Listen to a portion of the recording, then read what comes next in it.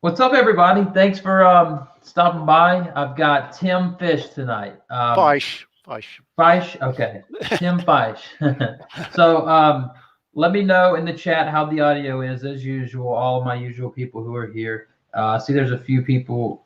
We already got like 7 or 8 people in the chat already. So thanks for being here, and please let me know about the audio and video.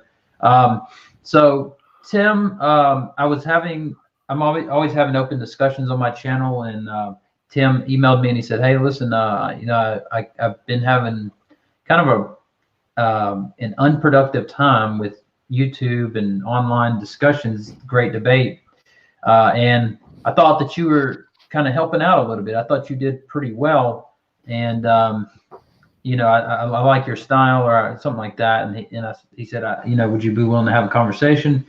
I said, yeah, sure, definitely. So here we are, and I got one thing to show you guys. I've never actually seen Tim on any show except for the other day. It came up on my feed on S.J. Thomason's channel, and I seen Tim talking with some people in a group. And look what he said about me. I'm gonna show you guys. I'm gonna share my screen here. I actually added it to like a highlights reel of some of my conversations. So check this out. Let me know if you can't hear it.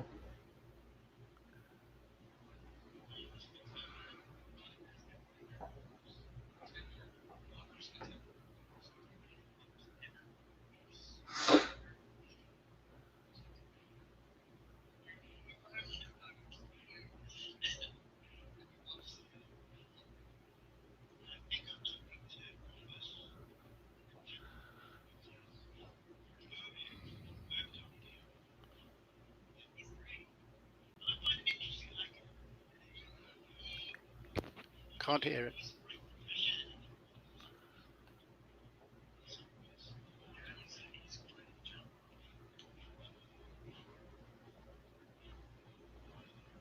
Man, how how nice was that? Wow.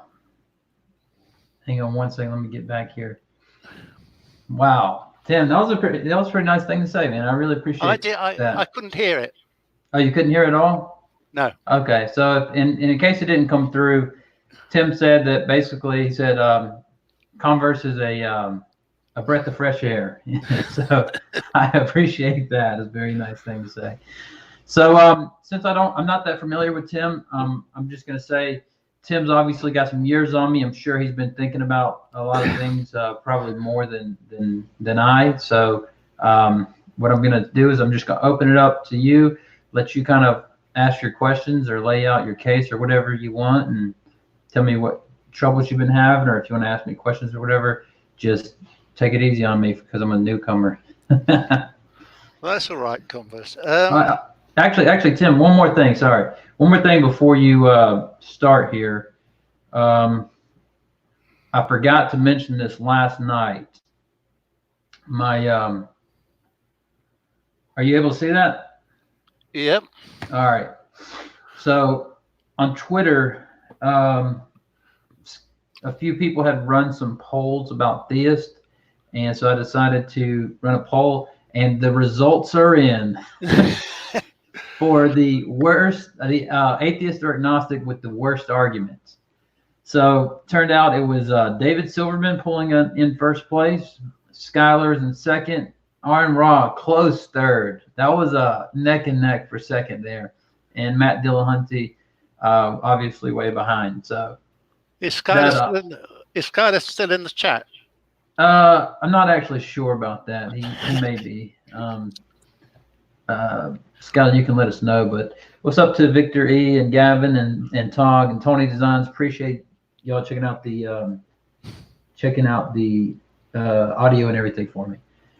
All right, Tim, go ahead and do your worst.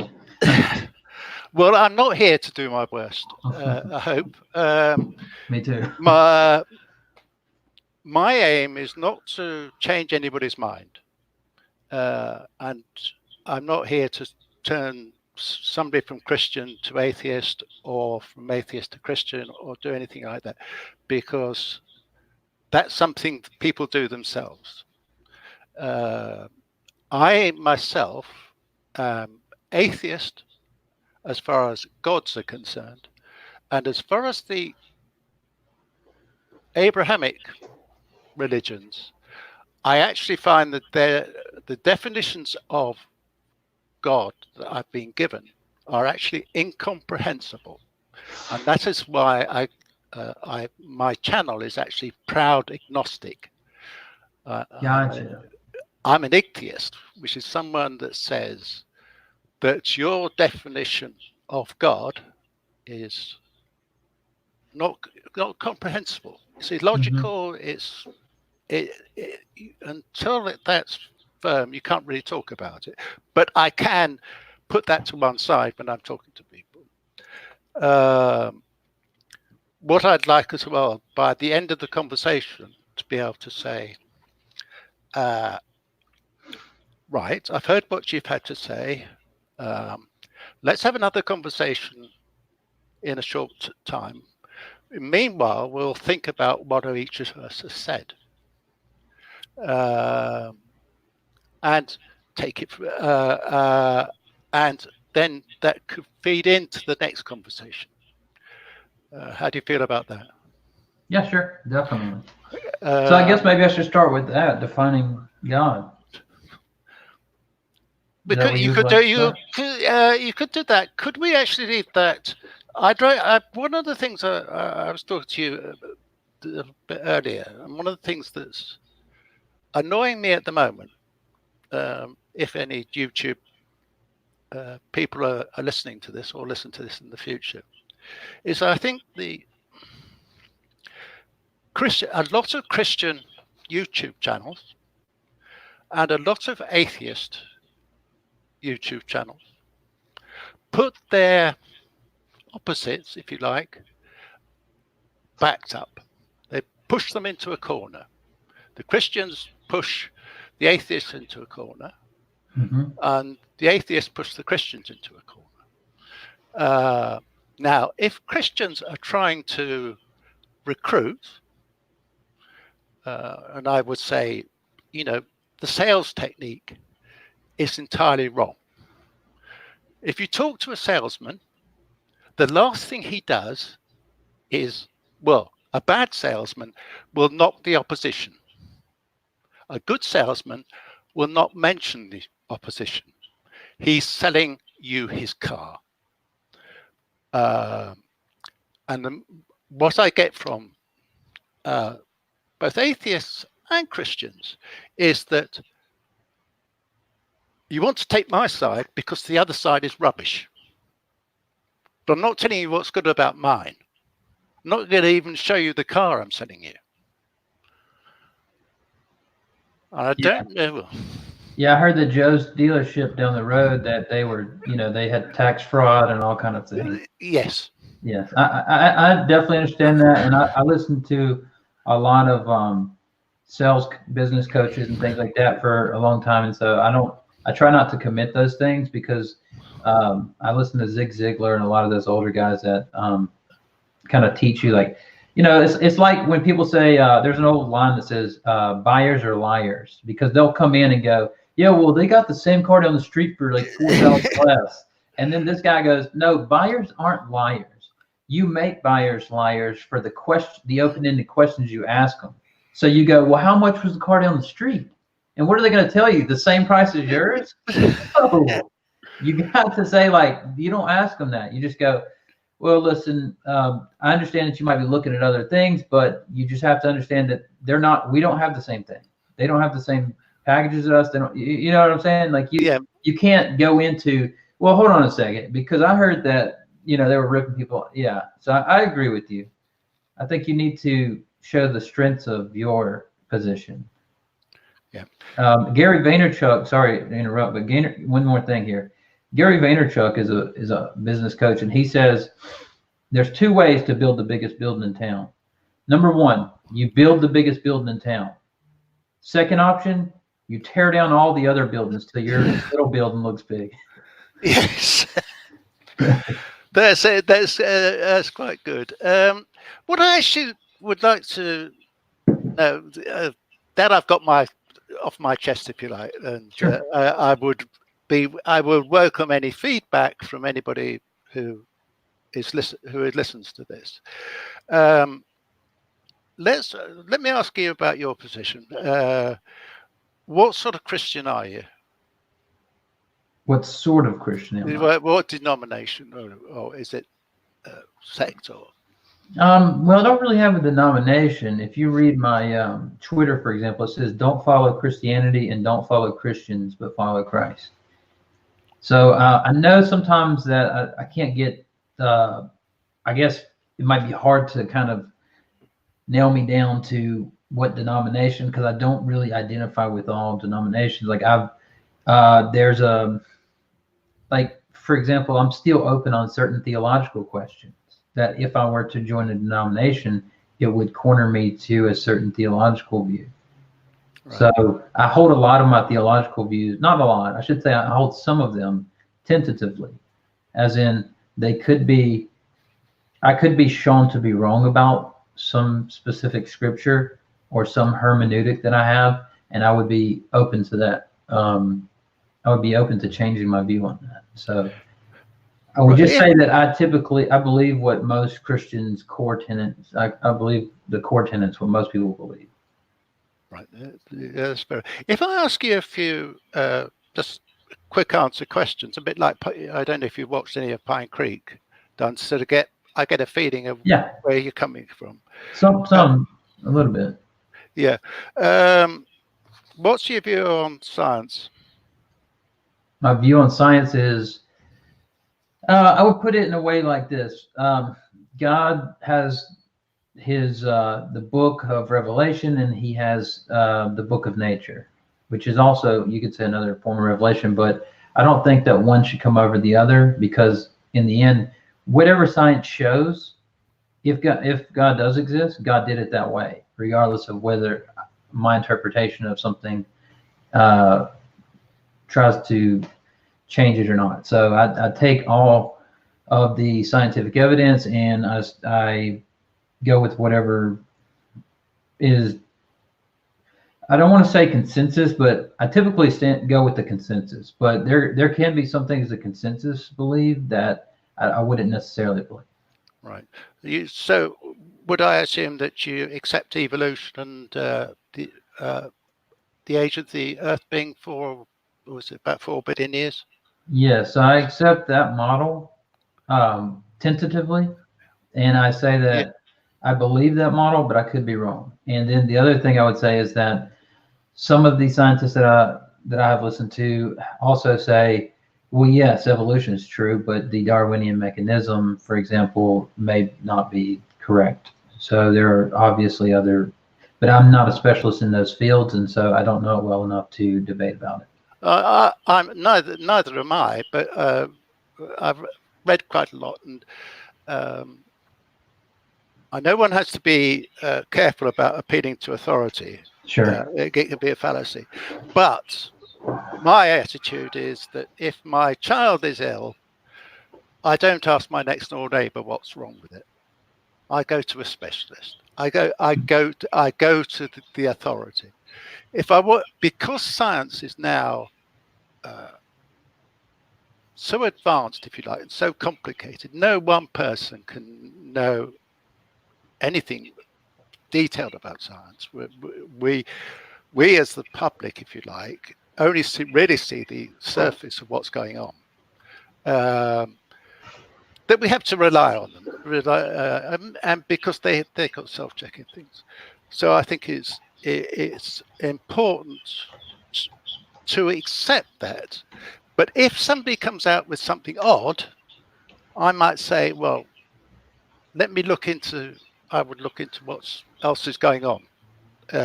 Is this person the only person who's saying this, or and has he been shut down by his peers, or are things being still looked at in that way? What was I going to ask? The other thing.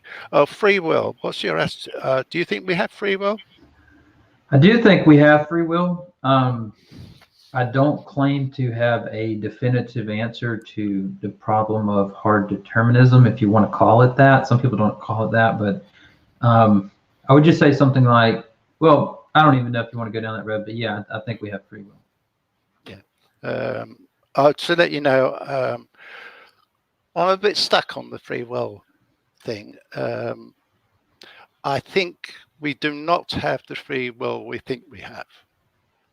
Okay, I've heard that. I actually had a debate on my channel between Messenger Reveals, and I believe that one was with the dry apologist Caleb on free will. So you can check that out if you get a chance. One of them was a theist that said we don't have free will. The other one argued that we did. Right. Oh, yes. Yeah.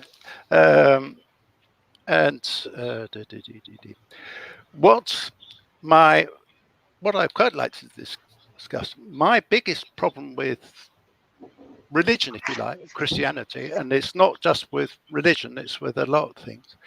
It's a top-down situation. I think it's... That depends on what you mean by that. Right. If you have a dictator or somebody in charge of a country, you take you in the States, you have a Congress, Senate, and a president.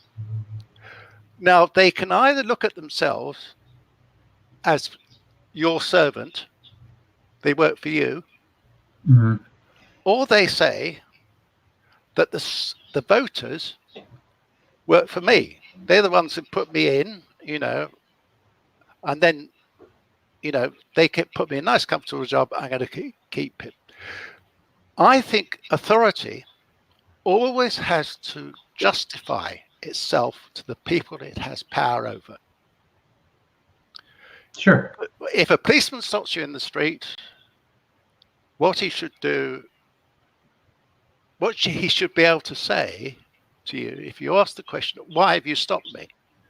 He should be able to give you a justifiable reason why he has the authority to stop you and why he is stopping you and searching you. Sure. I think what Christianity has become, and a lot of other religions, Islam and things, has become a top-down situation.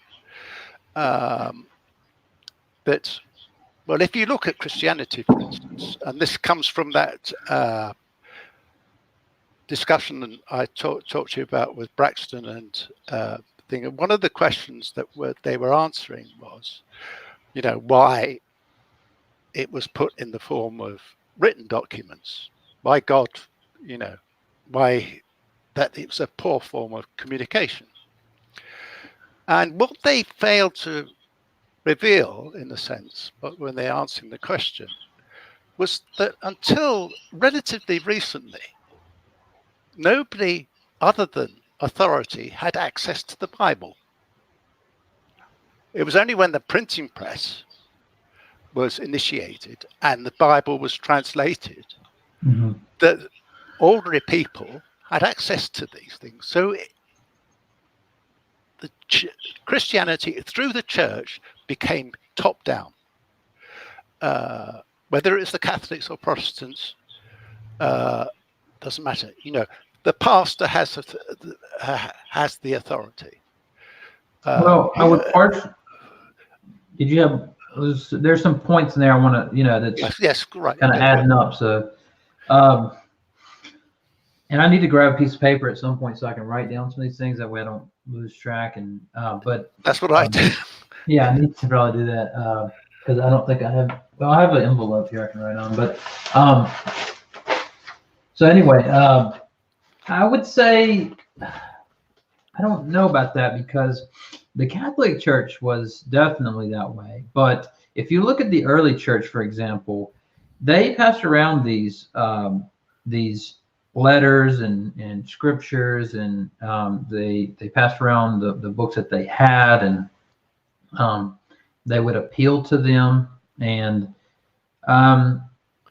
there were leaders in the church, but but the leaders of the church at that point were people who lived with Christ and knew him, or was a disciple of one of his disciples, for example. If you look at the early church, you have Polycarp and others who were disciples of John. Of course, he established a church in Smyrna and so on and so forth. And then people followed him and he taught them what John taught him, for example. And so, but I do see what you're saying. Like later on, you had with the Catholic Church, you had the Pope and the people of power, and then it was solo ecclesia, I believe it's the term. But the Reformation, that's what it was all about, was solo scriptura, scripture alone, not the church. And so that was what the Reformation was all about, was getting back to the roots of Christianity and out of that authoritarian, or you might say organized form of religion. Yeah, I understand that, Converse, but one of the things that you say that, but you take Paul's letters. Mm-hmm. At that time, literacy rate was probably 2 or 3%. So ordinary people who the followers of Christ were trying to convert, wouldn't have been able to read the letters, wouldn't have been read any documents. And that is the same even after the Reformation, Martin Luther. It was probably 100 years before most people could read.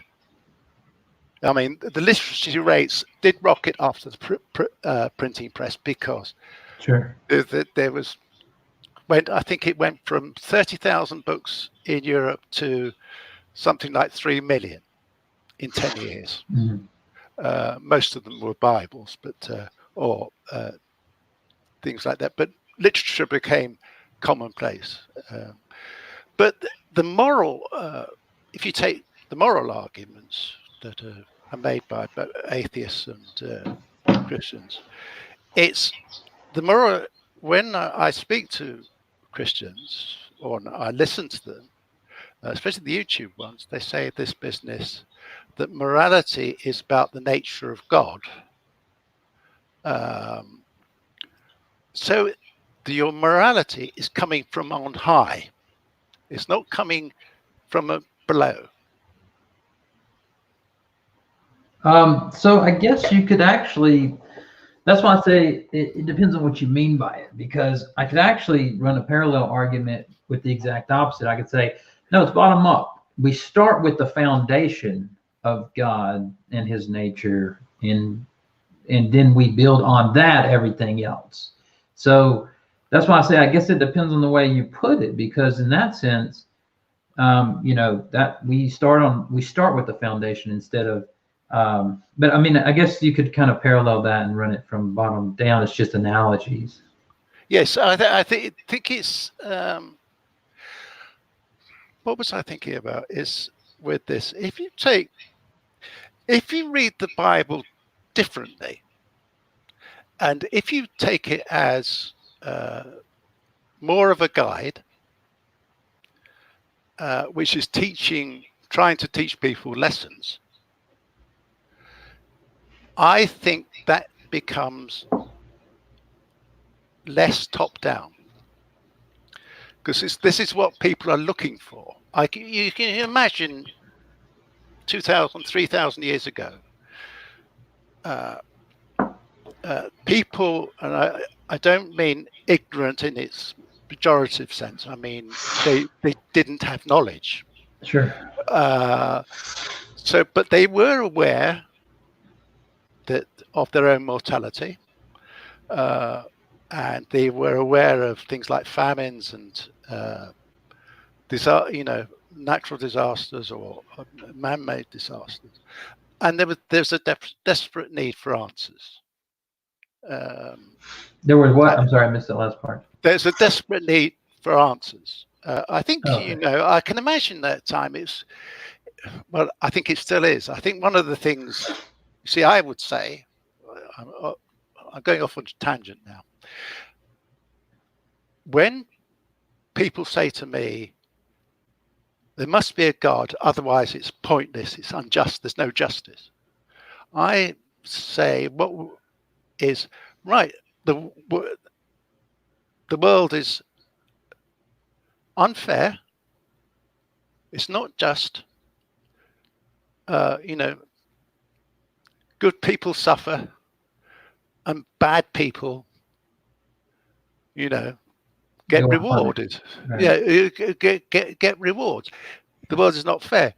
If we accept that and say we want to alter it, we're more motivated to alter it. If we think that this is the situation and the situation will be better after our death, the motivation for making things better here is less. If we accept that, you said the motivation. Well, if you take people starving in a famine, to death in a famine, children and things like that, or in a war situation, the majority of people on this planet are still, life is still a real struggle. And I think as Westerners, we can't comprehend how much struggle it is for peace. But if we say, well, they'll be all right after they die because they'll be in heaven and things like this, we are less motivated to do anything about their situation. On the other hand, if we think that this is all there is, or work on the fact that this is all there is, assume that fact is all there is, we're much more motivated to go and help them if we've got any humanity about us. You think so? That we're much more motivated. What was the corollary? If we understand that there's suffering and that there is no justice or God. This is all there is. Yeah, this is all there is. We should be more motivated because we know that there's no God, and that also and there's no good or bad. There's no justice or. Oh no! Don't go back down the thing of good and bad. I'll talk to you about that.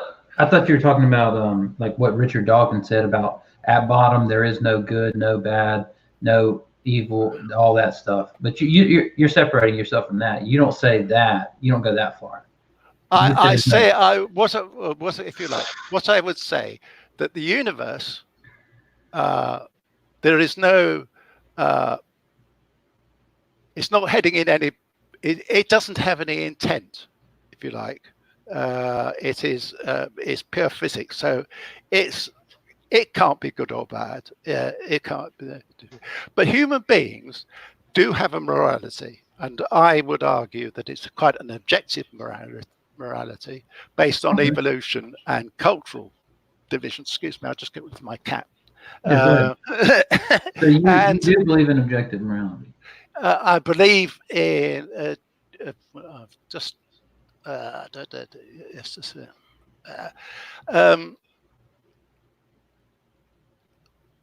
was that?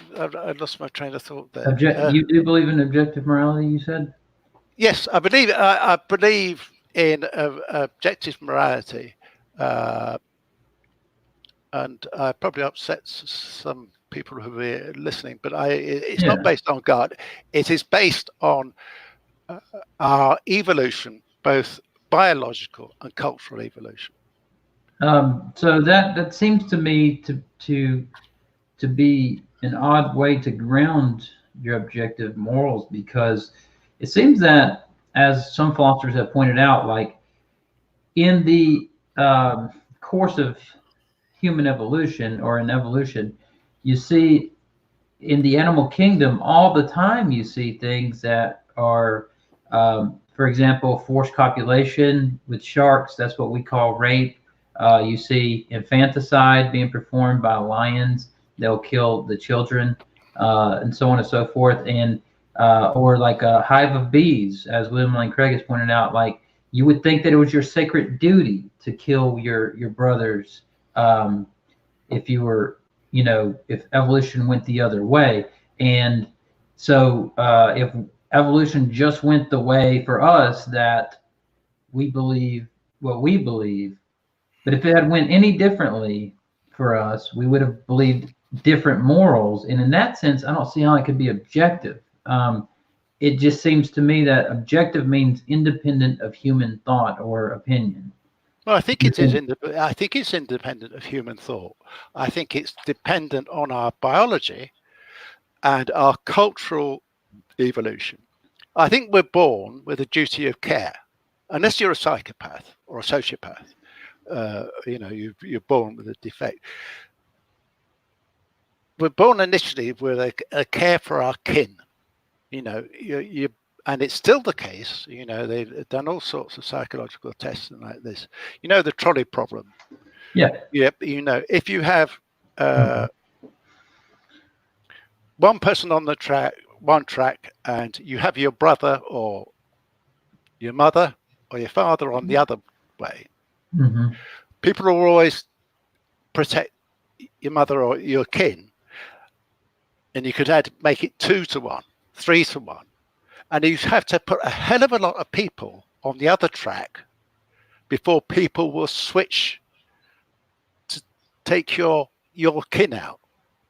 So that we've got this selfish gene. Yeah. No, it's not selfish. It's a gene which protects our kin. I'm just using like Richard Dawkins used the term the selfish gene, for example. Yes. So I just mean it in that way. I think he acknowledges now that was that naming was a mistake. Okay. I think there is a drive to protect our kin, protect our tribe, and as we have culturally developed, this is developed to protect humanity and other sentient beings. As now, one of the things is there's more concern about animal welfare today than there was 100 years ago, and that is a cultural thing that's developed, I think. Right, but the question would be, is it a moral improvement? And the distinction is the difference between a moral an improvement or a difference. So to some people, you would say, well, we're doing better now because we care more for animals.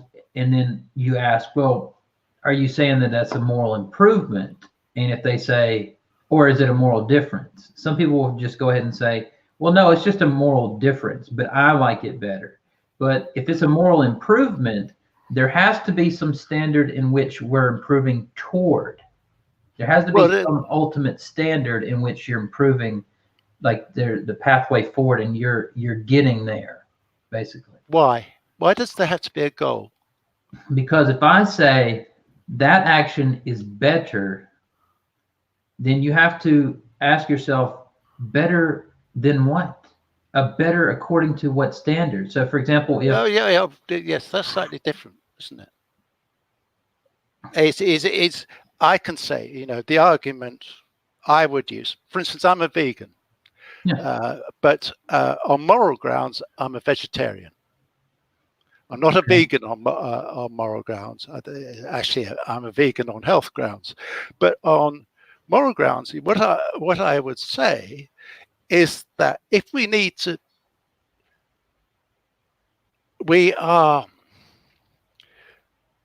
a world at the moment where we're consuming resources faster than they can be replaced.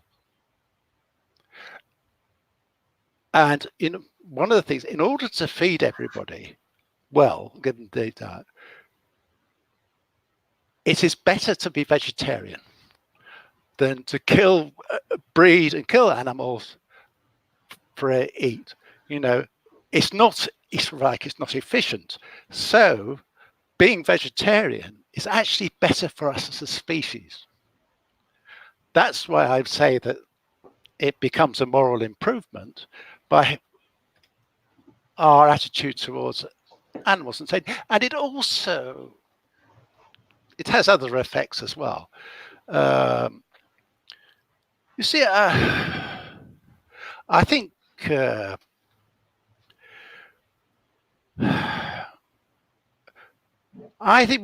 we've moved forward morally. I know some people would disagree, but I think the individual is thought of more highly these days than they were in the past. It was governments, kings, queens, dictators, nations. But I mean, you're a great, America is built on the idea of individual liberty. Mm-hmm. And I think we see that as a moral good these days. Right, but that's been an improvement, I think. Okay, so I'll give you so maybe this will help clarify. I'll give you an example. So, for example, Christopher Hitchens wrote a book called God is Not Great.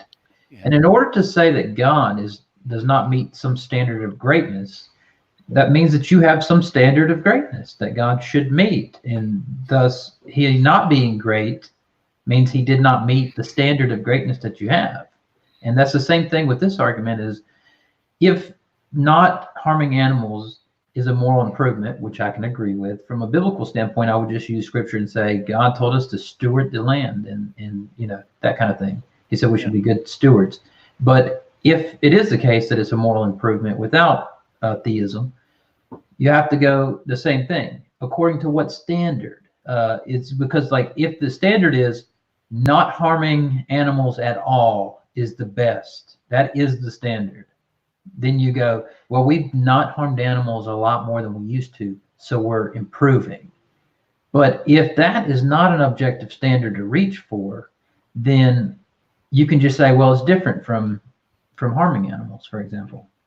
I think, yeah, I see what you're saying. I think it's what I would say is that look at the practical side of morals, not the philosophical side. Okay. I think there's an awful lot of indulgence on this YouTube in the philosophy, philosophical arguments for this, that, and the other. Where the vast majority of people are not interested in the philosophy behind morals or the justification. They know what's right. Sure. They know what's wrong. I can agree with that. And they would most people in isolation would come up with the same sort of moral code. I think one of the differences would be, for instance, I know in a lot of Asian cultures, it is considered bad to bring shame on your family, and so you're allowed to lie so that you don't bring shame on your family. Whereas the Christian ethic is that lying is a sin, the moral thing. And I think there are small things that are different over different cultures like that. Whereas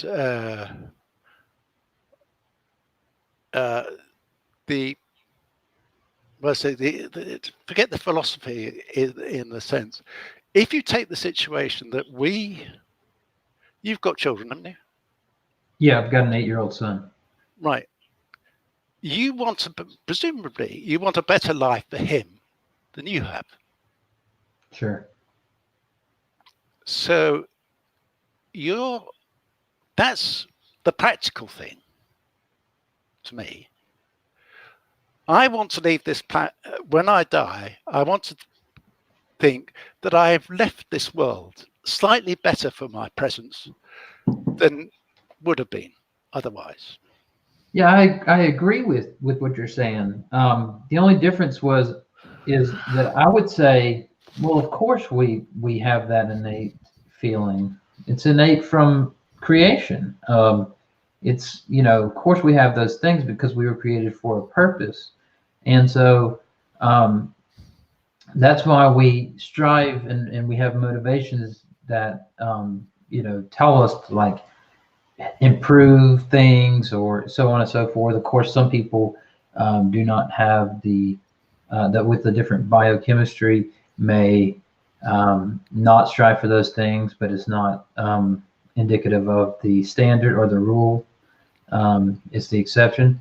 And so, but I would agree with that on grounds that it's innate in us. And I would argue that it just seems to me that without a moral foundation, like God, that's outside of the human mind, that it can't be. That it just seems like, why would everyone have that built in? So, for example, with the example of helping my son, I could see how that would be built in from evolution. That makes sense. But for example, if somebody was in a burning building, why would I want to run in there and save them? You could say, well, I was motivated because I heard this great story about somebody who did that, or some other external motivation. But if I have my son with me or my family with me, and I'm going to leave them to run into this burning building where I could be killed and they could lose their father and husband and so on. It doesn't seem that there's an evolutionary motivation for me to risk my life to save an unknown person, for example. Well, I think why that's instinctive in us is that, it's like people will jump into a river to save someone even though they can't swim. The instinct is to jump, and you get two people drowned. It's because we would like, deep down, we'd like to live in a society where if it was your son trapped in a building, a stranger would break in and save them. And I agree with that. I agree exactly what you're saying, that people feel like they should do that. And I think that's almost a built-in evolutionary thing. If you think about...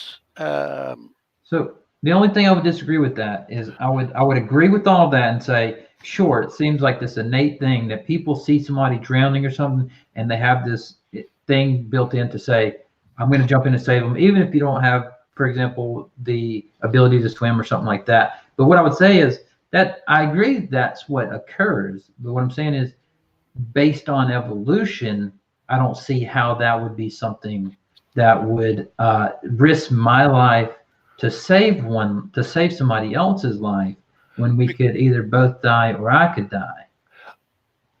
I think what it is like, one more thing here. If you watch a documentary about like zebras or something, right? When a lion comes in, they just start running. When one of them falls behind, even if it's their child, they just keep going most of the time. Now, if it's their child, sometimes you will see somebody circle back around, but typically if it's not their child or someone that's closely related to them, they're not going to come back for that person. Typically, they just keep going. And what I'm saying is, on evolution, I don't see why we don't just stick to that method. Well, but there are animals, and there are things like buffaloes and elephants. Elephants, for instance, will protect the children of other elephants, and they will defend them against lions, etc. Against predators. Sure. Buffaloes will turn on jackals and hyenas who are trying to get their calf, or the herd's calf. The herds go in protective thing. The classic thing is, have you seen the situation with penguins, emperor penguins, who go onto the winter on the South Pole, towards the South Pole, And what they do, because they're an enormous group, and they're huddled into a circle. And if you watch them, they said film, the ones on the inside will move to the outside and allow the ones on the outside to move in. And that is a sort of shared responsibility. I think these species, I think that's worth a look at. The other thing that I think we in danger of doing as well, if you just look at and think of us as humans are the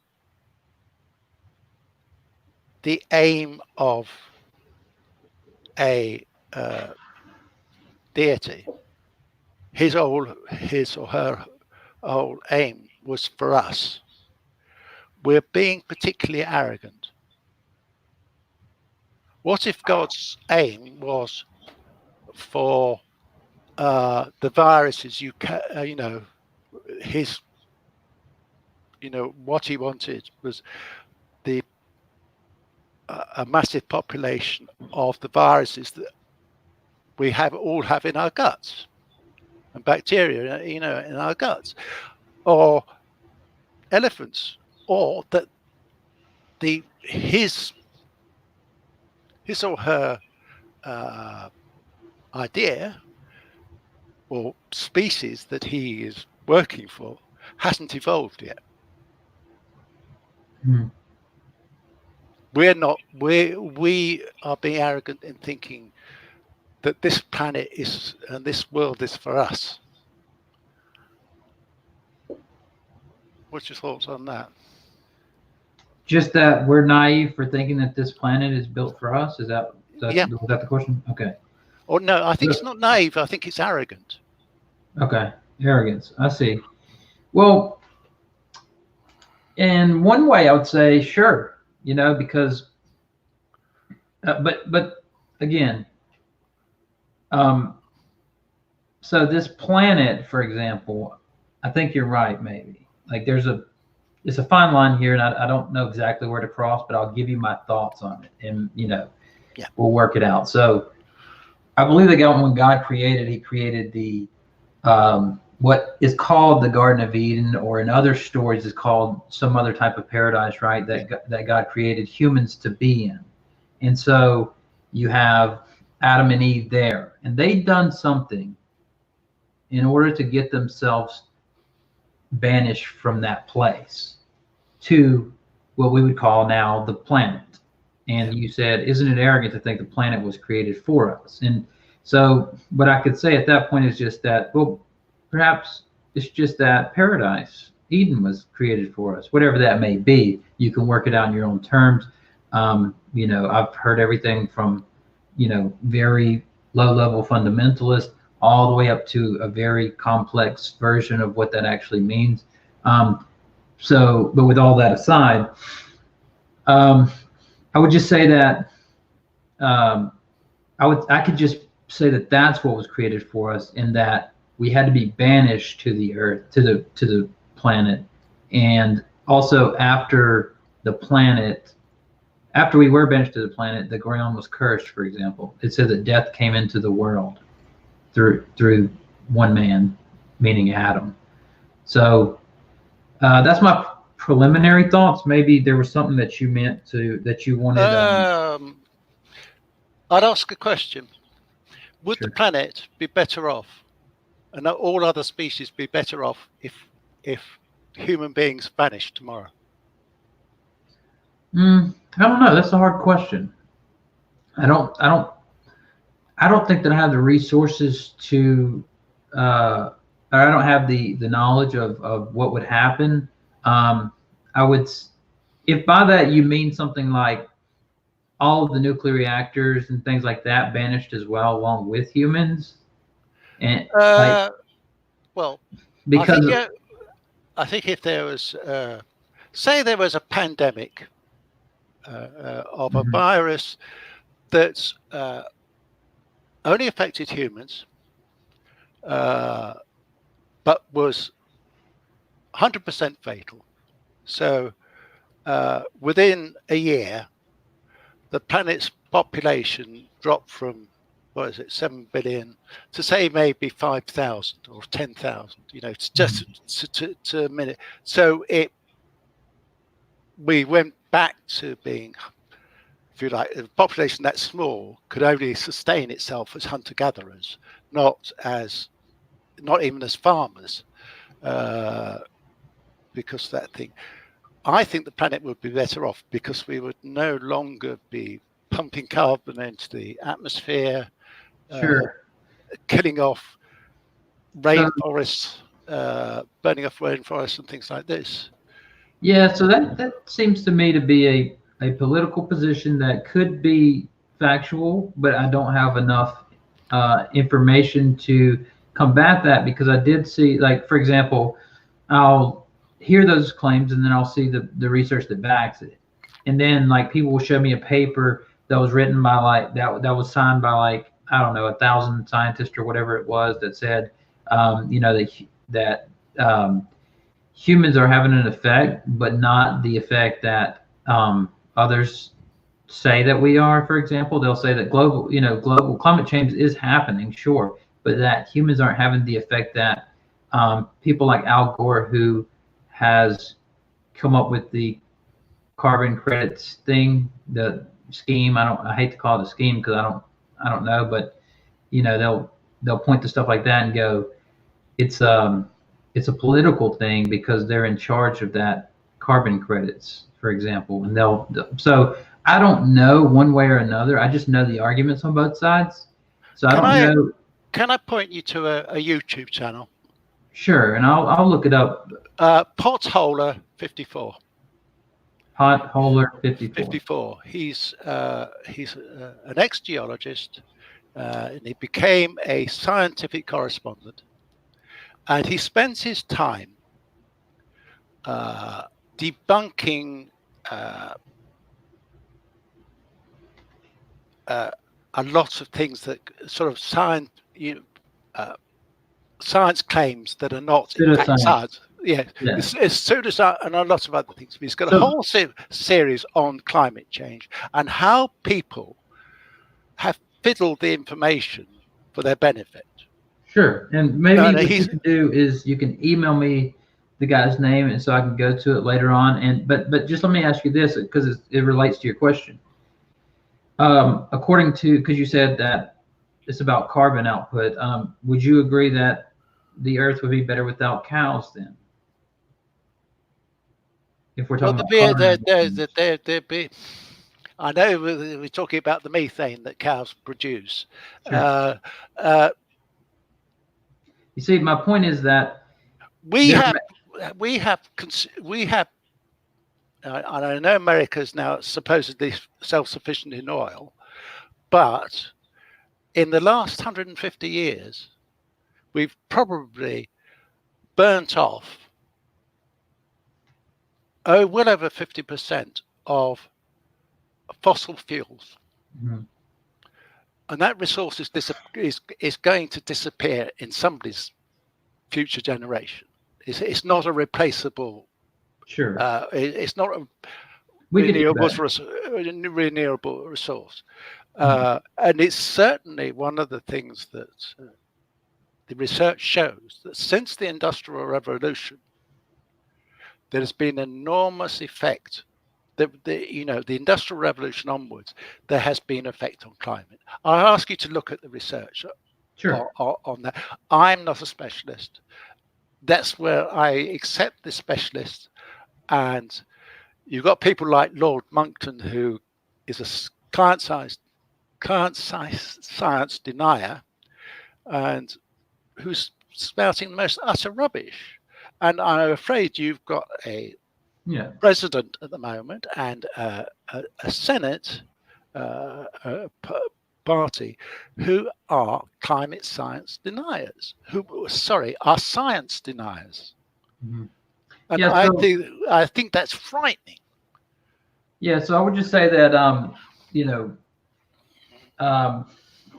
obviously I don't know if climate science is actually completely said and done with. But all I would say is that um, you know, I've heard, like, for example, I'll hear one side say, well, obviously, look at the weather, for example. It's undeniable that it's been getting hotter every year. And then the other side, I've heard a guy say, oh, you mean since the last ice age? We're coming off an ice age. Of course, it's getting warmer, right? So what I would say is not that they're right, but I would just say that I listen to arguments on both sides, and I always will. So I'll definitely accept the person that you send me, and I will definitely take that into consideration and add it to my knowledge. But since I'm not a specialist on this and I don't know that much about it, it's more of a political view, although it is related. But like I say, it's like, for example, I'll hear that like water vapor is worse for the environment than carbon, for example. And see, I don't know that much about all of it, so I can't one way or another. So maybe what we can do is while we're at an impasse here, I've got a couple of things from the chat. Veckel, who's a friend of the channel, he said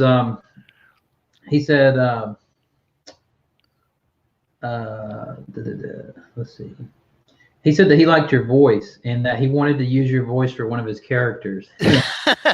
So he makes he makes some really cool cartoon like action series, and he said that I want Tim's voice for one of my characters. He's welcome. He's welcome to it. I've no problem with that. I think we're coming to towards an end of it. Just to finish off the climate science, which I would say to your audience, not so much you. I mean, look at what's happening in Australia. Australia is burning at the moment, and I've got cousins in Australia. Sure. It is, you got temperatures up well over the hundreds, up to, and the ridiculous thing, you got firestorms now, and people having to retreat, holidaymakers and things, having to be evacuated to a beach and not knowing what's happening. And there's an element in Australia, the Prime Minister is like Nero while fiddling while Rome burns. And I think that's the thing. I think we should round it off now because we've been going for longer than an hour, haven't we? We're right at 57 minutes. So what I would suggest, I would like to be involved. If you're going to run the after show sort of within the next 5 minutes, I'd like to be involved with it for half an hour, 3/4 of an hour. So other people can ask me what I meant, or tell me I'm talking rubbish. Yeah. So and I would say to your audience that you cannot offend me by saying you completely disagree with me, or you're talking rubbish. I was going to use other language, but I'll try not to do that. And one of the things that I learned a long time ago, I went on a course, and it was I can't remember. I was doing voluntary work at the time, but I went on this course, and the chap said to me, and talking about the best defense, personal defense to have, is to have no defense. Mm-hmm. Now it sounds odd, but sounds counterintuitive, right? It is counterintuitive, but you're not, because you're not.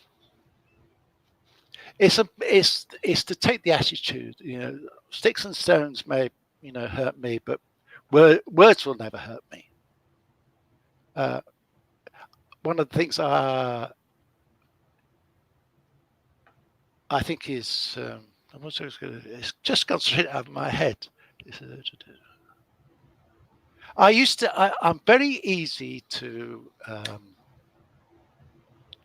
tease and wind up in certain situations, and people do it. I've had friends in the past who do it. They say, "Oh, you're easy to wind up." I said, "Yes, I know. I'll let you do it. It doesn't bother me." I might have an initial thing. I think,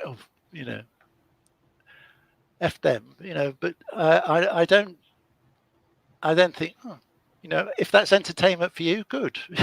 Yeah. I've provided something. Yeah, so I guess the thing that I would say to having a defense is that, we're called to always give a reason. Some people will say defense there, but we're called to always give a reason for the hope that's within us. So it's basically saying like, hey, look, if somebody comes up and it says contend for the faith. So it says like if you were to come up to me and say, hey, look, why do you believe in God? You believe in, this is ridiculous. It's that you want to have a reason prepared, or to have a reason for why, in light of that, you still believe. And so that means to me that I need to know what you believe, Tim, in order to accomplish that call. See, I need to talk with people like you so I can know your arguments in order to have a reasoned defense or a reasoned contention with you. Who's the reason for? Who am I providing the reason for? Is I'm providing you what you shouldn't be looking for is from other people is reasons to continue to believe what you believe. Sure. I have no right to demolish your beliefs. And if you turn around to say to me in, say, 5 years' time, I left Christianity because of you, Tim, I'd be horrified. What I would accept is I left Christianity, Tim, because you made me think, and I looked at it and I found I wasn't justified in being a Christian, or that you have to make decisions about your life. It's not for me to make decisions about your life. And if you, and that is, I could go on a certain amount of things, but that's the important thing. So if we want to leave it now and go to another show. So I just want to say, lastly here, wrapping up, that Tim, I respect your cordiality. I respect your method by which you interact with people, and the substance of your questions and concerns there. And I do appreciate your methodology that you just explained, by which you don't think that it would be a right thing to convince me otherwise to drop my beliefs, but rather you might want to try and understand what they are and why I believe them. So I do applaud you for that, and I think that is maybe what drew you to me, because I feel like I'm the same way. I feel like I want to know. So for example, the other night, I said something about an echo chamber, and one of the guys in the room goes, yeah, you're in an echo chamber. Your stream right now has a polytheist, a theist that's not a Christian or Muslim, a Christian, and an agnostic in it. And so I do enjoy conversations with people that disagree with me, because I like to hear their reasoning and try to contend with those. And I would just say that I really appreciate you coming on to the show, and I will start an after show in about, I'd say, give me about 5 minutes or so. Yeah, as soon as it allows me to go to the bathroom and make myself a cup of coffee. Yeah, what I'll do is I'll just put it down for about 10 minutes after 9 o'clock.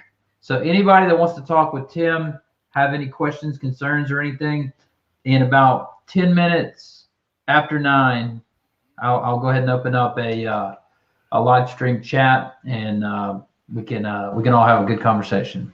You'll send me the link, presumably. Yeah, I'll definitely send you the link, Tim. Right there, is it Tony Designs? The comment you've put up there. Yeah, Tony Designs would probably lean toward your view. Tony Designs is an atheist. He's one of my chat mods. He just is saying that those are two things we know. Looks like Vec will show up for a little while. That's cool to know. And yes. So what I'll do is just like I say, give me about 10 minutes or so. I'll go ahead and set it up now. Then I'm going to go grab something to drink and refill my cup and use it. I'll be right back. Yeah, you'll send me the I'll definitely send you a link. What I was going to say about that comment about if you think there's a possibility you're on a train that's heading for a cliff, even if that turns out to not be the case, you're duty bound to do something about it. If you think it's going to go over the cliff, you're silly to sit there and think, oh, well, you might as well, I don't think it will, but it's sure, and I agree with you on that. Some don't, obviously, but I definitely agree with you on that. So again, I really appreciate you coming on and spending your time having a conversation with me. I think that next time we'll just have a show about beards. And all right. You've got a long way to go. No, I used to have a much longer beard, and I cut it in half. And now I'm going to be getting married this year, and I'll probably trim it down even more. Probably I'm not going to let it go yet, but yeah. It's the advantage. My beard is the advantage of being single now. I wasn't married before. The reason I have a beard is I suffer badly from eczema, and shaving was terrible for that. And so I've had a beard since I was 18, apart from 2 years, and my face was a mess in that 2 years. And the reason I let it grow, it's softer. It's not bristle. It's not. If you keep trimming it, it tends to be harder. Sure. Well, I'll speak to you shortly. Yeah, I'll talk to you soon, Tim. Thanks again, and thanks to everybody for tuning in. Just give us about 10 minutes, and if you want to come on the after show and talk to us, feel free. I'll put the link in the chat whenever I get back. Cheers.